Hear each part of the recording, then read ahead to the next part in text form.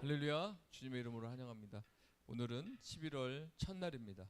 그래서 그 첫날의 그 설렘, 또 첫날의 기대 계속 우리가 오늘 충만하게 갖고 한 달을 잘 살았으면 좋겠습니다. 로마서 말씀, 로마서 8장 24절에서 27절까지 보겠습니다. 성령님이 어떻게 우리를 인도하는지 지난주에 이어서 계속 살펴보겠습니다. 로마서 8장 24, 25, 26, 27 우리 다 같이 합독하겠습니다. 짧으니까요. 시작. 우리가 소망으로 구원을 얻음에 보이는 소망이 소망이 아니니 보는 것을 누가 바라리요. 만일 우리가 보지 못하는 것을 바라면 참음으로 기다릴지니라. 이와 같이 성령도 우리 연약함을 도우시나니 우리는 마땅히 기도할 바를 알지 못하나 오직 성령이 말할 수 없는 탄식으로 우리를 위하여 친히 간구하시느니라. 마음을 살피는 이가 성령의 생각을 아시나니 이는 성령이 하나님 뜻대로 성도들을 위하여 간구하심이니라. 아멘.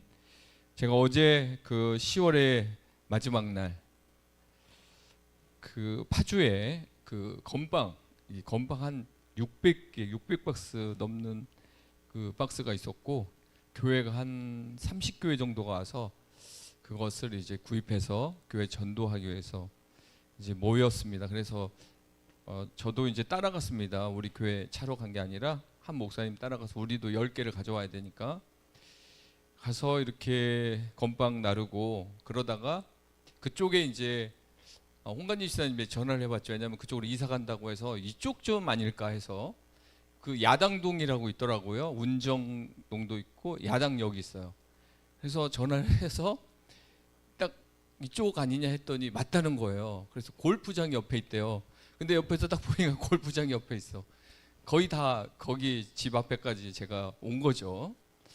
그러면서 이제 허정우 지사님 양주에서 일하시니까 감리사로 이때쯤 한번 가봐야 되겠다 해서 그 목사님이랑 같이 갔습니다. 그래서 칼국수 사주시고 또 이제 뭐 커피 한 잔 이렇게 마시는데 이제 제가 모임 있는데 제가 그냥 빼먹고 갔어요. 근데 혹시 건빵 가져오는지 1시, 2시쯤 전화가 왔어요. 아는 목사님한테 지금 어디냐고 건빵 어떻게 됐냐고 한 박스씩 주기로 했으니 기다리고 있다고. 그래서 제가 너무 가을이 아름다웠어요. 10월의 마지막 날도 그렇지만 이 양주 쪽은 진짜 이렇게 가을이 노랗게 이제 그 은행잎이 물들고 산들도 이렇게 빨갛게 노랗게 막 물들어가는 모습을 봤습니다. 그래서 저도 모르게 그 전화하다가 그 목사님에게 내가 가고는 싶은데 가을에 붙잡혔다고, 내가 가을에 붙잡혀서 지금 못 가고 있다고. 저도 모르게 시인이 된 것 같았어요. 왜냐하면 나는 뭔가 무엇에 잡힌 느낌? 그러니까 가을의 아름다움에 사로잡혔어. 그래서 이제 가야 되지만 그 늦게 갈 수밖에 없어서 그냥 다 흩어지시라고 이렇게 얘기하고 또 한마디 더 했죠. 가을에 잡히기도 했지만 가을에 빠지기도 했다. 자, 그러면서 저는 이렇게 다시 생각해 봤습니다. 내가 말씀에 이렇게 붙잡힌다면 얼마나 좋을까.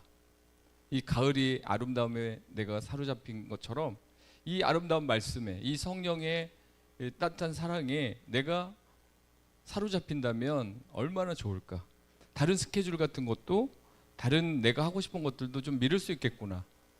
이 성령에 사로잡힌 게 더 아름답기 때문에. 그리고 성령의 사랑에 내가 빠진다면 얼마나 좋을까. 그래서 그 순간만큼은 뭐 80년 90년 살 때 그 단 하루의 그 아름다운 추억이 기억날 수 있잖아요.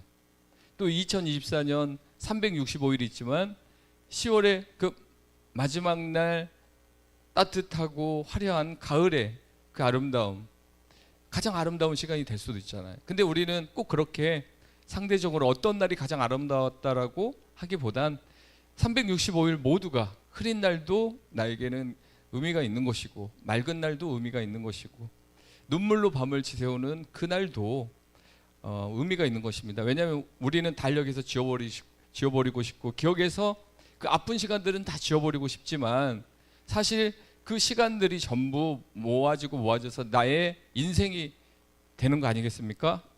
여러분의 삶에 그런 아름다운 모습들은 다 그런 시간들을 통해서 만들어지고 있다는 것이죠. 그래서 저는 고난 없이 또 너무 이렇게 편하기만 하나님 내 인생은 그렇게 마치고 싶습니다. 이것도 하나의 기도일 수 있지만 우리 삶에 이제 어떤 굴곡, 굽이굽이 이렇게 돌아가는 어떤 길 속에서 지치고 힘든, 그리고 나도 모르게 어떤 연약함들이 드러날 때 그거로 인해서 너무 실망하지 말라는 거죠. 그런 시간들이 결국 아름다운 꽃을 피우게 하고 아름다운 열매를 맺게 한다는 사실 꼭 기억하고 여러분들 믿음으로 나갔으면 좋겠습니다. 우리가 살아가는 이 시대에 우리가 보석처럼 빛나는 신앙인들을 볼 때가 있어요. 형편없는 신앙인들도 볼 수 있고 또 형편없는 교회도 볼 수 있고, 근데 정말 빛나는 교회도 볼 수 있거든요. 그래서 뭐 양극화가 아니더라도 우리가 딱 봤을 때 야, 참 빛난다, 아름답다, 어떻게 저렇게 아름답게 익었을까, 또 저분의 안에 있는 것들은 더 캐내면 캐낼수록 뭔가 보화가 나올 것 같은데 어떻게 저렇게 아름다운 신앙을 소유하고 있을까. 자, 그렇게 목사님들 중에도 성도들 중에도 다 그런 보석같이 빛나는 분들이 있거든요. 그분들의 모든 삶에 공통적인 것들이 있어요. 그 중에 제가 생각해 보니까 이 고통을 통하여 이 단련되는 분들 있잖아요.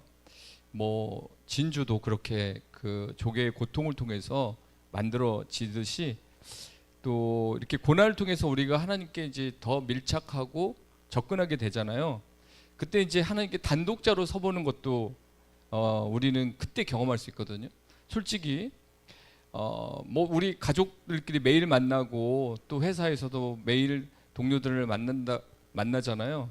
근데 어느 순간 이 하나님과 내가 1대1의 시간을 갖지 못하고 어떤 무리 속에서 공동체 속에서 이렇게 살아가는 나를 볼 때가 있어요. 그러나 하나님은 가끔씩 모세를 80일 동안 40일 두 번 그 시내산 꼭대기로 불러서 그와 1대1로 만나 주신 것처럼 우리가 고난이라는 시간을 통해서 하나님과 1대1로 만나는 시간을 갖게 돼요. 그래서 일상을 이렇게 단독자로 하나님 앞에 설 수도 있는 것이죠. 순간순간마다. 자, 그런 사람들은 영성이 깊어집니다. 나무들이 가뭄이 올 때 뿌리를 더 깊이 내리는 것처럼 그렇게 아름답게 고난을 통해서 성장하게 되죠. 그래서 저는 그래요. 뭐 분별하라 그러면 어떤 영분별이 아니어도 한 가지 확실한 것은 그분의 어떤 삶 속에서 어떤 과정이 있잖아요. 고난을 통해서, 아픔을 통해서. 그게 트라우마로 남아서 오히려 찌르는 가시가 될 수 있어요. 장미꽃이 예쁘지만 장미꽃 옆에는 가시가 있듯이 이런 상처가 보석이 될 수도 있지만 이게 이 상처로 인해서 더 아플 수도 있거든요. 근데 이제 좋은 변화는 이 고난이 오히려 하나님을 통해서 다듬어지고 또 씻겨지면서 정말 이렇게 별이 되는 그런 사람들이 있는데 다 성경의 위대한 인물들은 그 고난을 통해서 이렇게 하나님 앞에 나갔습니다. 저는 그런 생각을 했어요. 요셉이 만약에 고난이 없었다. 요셉이 형들에게 버림받고 또 히브리 종은 밥도 같이 안 먹는 그런 애굽에서 천대를 받고 거기에다 또 옥에 갇히고 세월은 지나고 그럴 때 이제 포기해버렸다면 야, 이건 고난치고 너무 이건 잔혹한, 하나님은 좋으신 분인 줄 알았더니 나에게 너무 하신다 해서 12년째 포기해버렸다면 13년째 총리에 하나님 예비하신 놀라운 섭리의 계획을 못 봤을 거예요. 근데 우리도 보면은 많이 포기하는 것 같아요, 사람들 중에. 그러나 우리가 고난 속에서도 바로 요셉과 같은 마음으로 하나님이 놀라운 계획을 갖고 계셔. 하나님은 나를 이 고난을 통해서 정금같이 쓰실 거야. 자, 그래서 그런 사람들 옆에 가면 따뜻해요. 가시로 찌르는 사람도 있지만 그 가시가 다 벗겨져서 잘라져서 옆에 가면 부드러운 거죠. 근데 그 고난을 통해서 상대방의 마음도 알고 아픈 사람들이 얼마나 힘들까, 상대방의 입장도 막 생각해보고. 근데 그래서 고난이 유익이 될 수 있다는 것이죠. 또 대부분 보석같이 빛나는 사람들은 십자가의 현재적 삶을 살고 있어요. 그러니까 이미 우리는 십자가에 못 박혔다는 과거형을 얘기하지만 사실은 그 과거형이 아니라 현재형으로 나는 아직도 십자가에 못 박혀 있다라고 고백하는 것도 바람직할 수 있습니다. 왜냐하면 내가 십자가에 있다는 것만으로도, 그 자리에 있는 것만으로도 나는 타락하지 않고 있고 하나님 은혜를 흠뻑 받고 있다라는 것이죠. 그래서 십자가 앞에서 은혜를 힘입어 살아가는 사람들, 자기 공로를 내세우지 않고 오직 예수님 때문에 내가 살고 호흡한다라는 이 진실한 이 과정의 신앙의 삶이 항상 현재적인 사람들이 빛나더라고요. 그리고 그 가운데 이제 썩어 없어질 이 땅의 것들보다 영원한 하나님 나라에 집중하는 사람들이 더 빛납니다. 사실 우리가 이 땅에서 보이는 세계에서 살면서 보이지 않는 세계를 추구한다는 것도 무리고, 또 그것을 믿고 간다는 것도 상당한 이렇게 무리죠. 근데 우리 성경에서 사도 바울이 계속 강조하는 것처럼 이 땅의 것들은 언젠가 사라진다. 영원한 하나님 나라, 그거에 가치를 둬야 된다. 이런 말씀이 진짜 내 삶으로 다가와서, 우리의 삶으로 다가와서 그것에 더 가치를 두니까 그 사람의 신앙은 더욱더 빛나는 거 아닌가. 근데 이제 그만큼 또 빛나는, 보석처럼 빛나는 이유가 오늘 이 본문에 나온 것처럼 성령의 인도함을 받고 성령과 동행하는 사람. 그러니까 성령님이 아이디어도 주시고 지혜도 주시고 또 사인도 보내주시고, 성령님이 내 대신 울어주고, 성령님이 나를 위해서 기도해주고, 그리고 연약하고 또 연약하고 진짜 연약한 나를 위해서 탄식하면서 울어주고 기도해 주신다. 근데 그분과 함께 동행하는 사람, 그런 사람에게는 항상 따뜻함이 있지 않겠습니까? 그래서 보석처럼 빛나는 신앙을 소유한 내가 이런 것들을 갖추고 있기 때문에 여기에서도 빛이 나고, 여기에서도 빛이 나고, 말 속에서도 빛이 나고, 또 행함 속에서도 빛이 나고, 소망과 비전에도 빛이 발산하는 것이라고 저는 믿습니다. 자, 우리는 고난을 이길 수 있는 힘이 없어요. 저도 요즘에 많이 반성하는 게, 이거를 이렇게 모르고 갈 때는 몰랐어요. 그러니까 막 으쌰으쌰하고 그냥 주만 바라보고 할 일 하고 막 이렇게 쭉 10년 20년 올 때는 잘 몰랐습니다. 근데 요즘 와서 이제 제가 제 자신을 돌아볼 때 이 고난을 이길 수 있는 유전자가 내 안에는 없다. 오직 하나님이 도와주셔야만 내가 이길 수 있는 거였지, 내가 원래 강한 사람이 아니고 내가 그렇게 믿음으로 뭐 승부수를 던질 수 있는 사람이 아니었다. 그런 걸 생각합니다. 소망의 인내를 지속적으로 펼쳐가는 것도 그래서 버겁습니다. 버거워요. 뭐 우리가 소망도 알고 인내가 중요하다는 거 알지만 그걸 펼쳐나가는 것이 그렇게 쉬운 게 아니에요. 버겁다는 걸 저는 인정합니다. 그래서 성령님이 중개 역할을 하며 우리 신앙을 이끌어가는 겁니다. 계속 우리가 구약 에스겔에서부터 나왔잖아요. 우리 이스라엘 백성들이 다 그냥 망했어요. 마른 뼈가 됐어요. 완전히 말라버렸어요. 다 왜 그랬냐면 하나님 말씀을 지킬 수 없었기 때문에. 말씀을 따라 살면 생기가 들어가고, 말씀을 따라 살면 축복받고 윤택하게 살았을 텐데, 이스라엘 백성들이 하나님의 그 거룩한 율법을 타락한 이스라엘 백성들이 그 하나님의 공의를 충족시킬 수가 없어요. 여러분도 산상수훈의 그 메시지 이렇게 충족시킬 수 있겠어요? 그래서 오직 있으면 목사님들끼리 어차피 우리는 팔복을 못 지키잖아, 어차피 못 지키는데 뭐 이런 얘기하면서 헷갈리게 막 변론이 일어나는 경우도 있었어요. 그러면서 우리도 그러잖아요. 예를 들어서 남편 같은 경우 말씀, 봐봐, 아내가 남편에게 복종하라 그랬지, 이게 질서야, 이게 되면 그 가정은 행복할 거야, 자존심을 하지 말자, 우리 그냥 말씀대로 하자. 근데 안 돼요. 그러면 여자들은 뭐라고 하냐면, 봐봐, 예수님이 십자가에서 죽기까지 사랑한 것처럼 아내를 사랑하래. 여자는 연약한 그릇이니까 그런 순종을 원하지 마. 여자한테 잘해줘야지, 먼저 잘해줘야지 복종부터 하라고 하고. 이게 평행선이죠.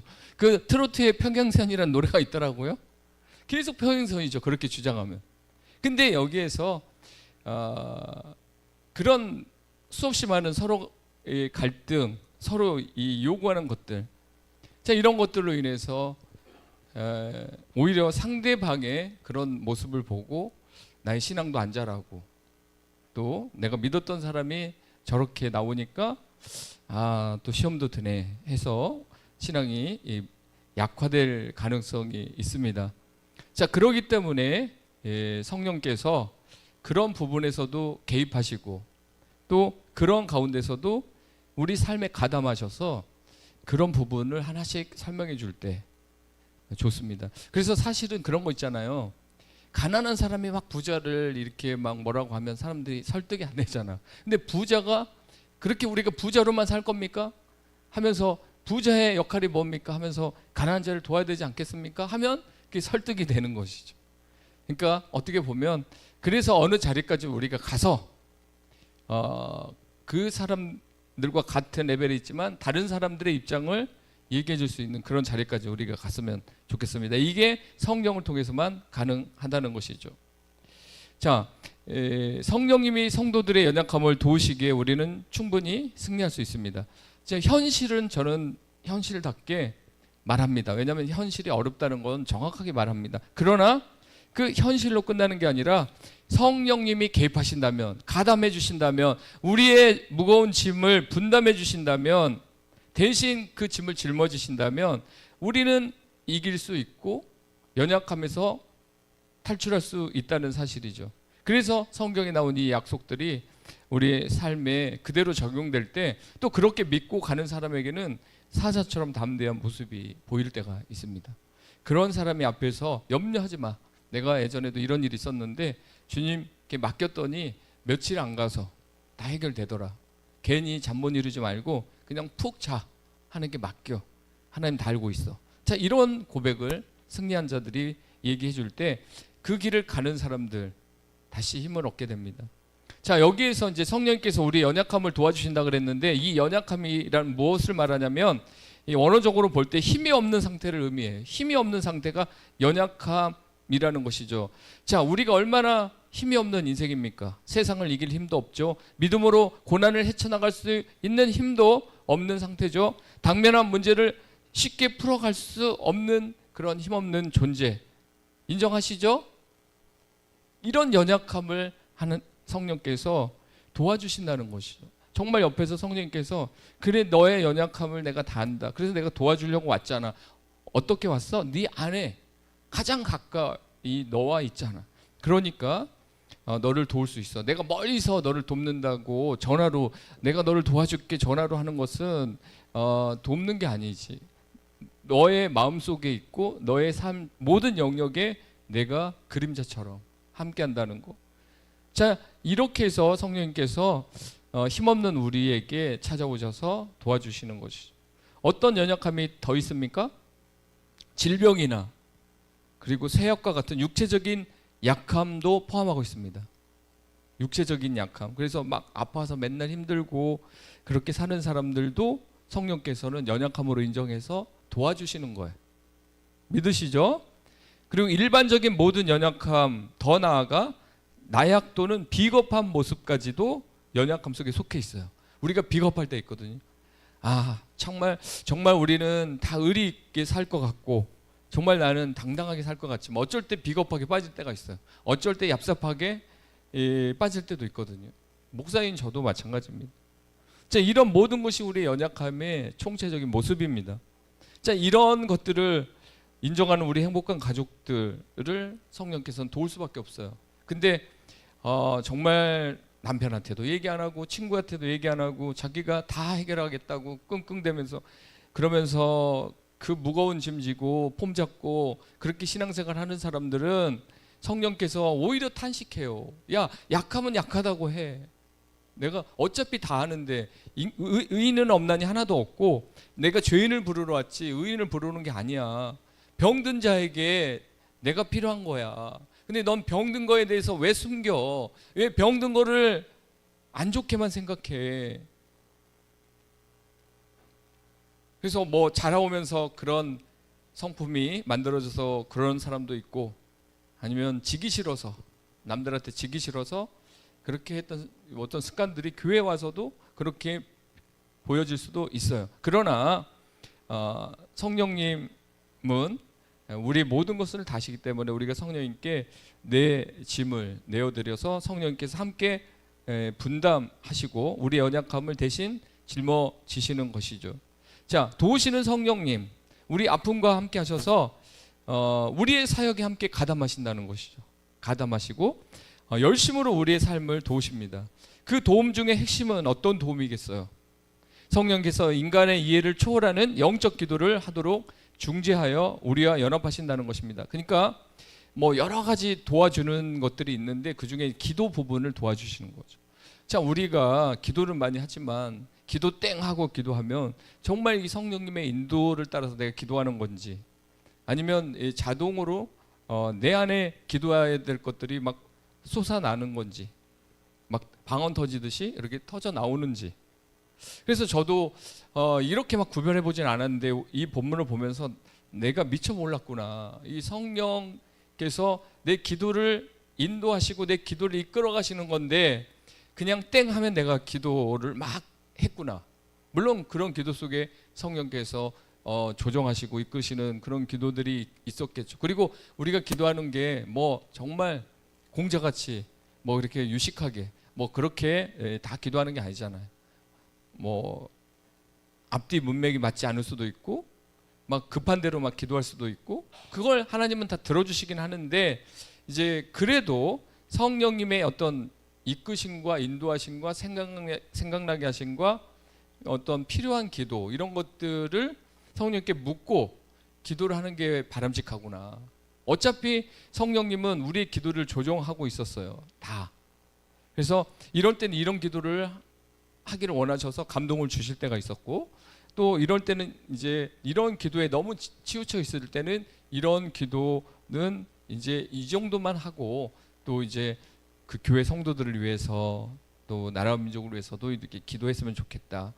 또 기도하다가 누가 딱 떠오를 때 있죠. 누군가 얼굴이 스쳐갈 때 있어요. 그럼 그분을 위해서 하나님이 기도하라고 하나 보다. 그러니까 성령께서 이렇게 사실 우리의 기도를 이끌었는데 내 의지로 모든 기도를 하고 있구나라고 생각하면 안 되겠어요. 그래서 우리는 앞으로도 성령께서 초월하는 영적 기도를 하도록 계속 우리 기도에 가담하시고 개입하시고 중재하시면서 또 그 기도의 깊이와 기도의 어떤 내용들을 성령께서 교정해 주신다.